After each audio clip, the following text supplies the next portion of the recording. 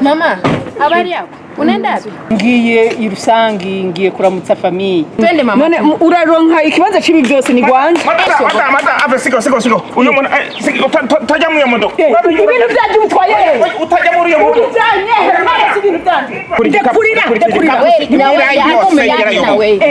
Mata. Jewe nje kurondera bus ndindiriye bus kuva kare. None mwe namwe muri ko munzana mu matasi yawe.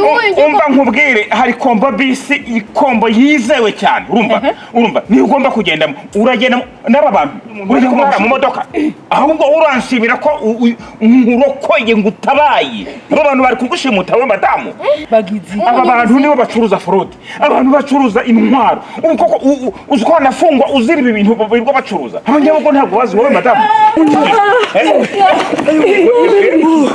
mwana we mwe nibiki ibintu badukoreye mada umeze neza Mumuro bayatuataki wengine wanabakiana shetu tunakimbia wengine wanabauya kule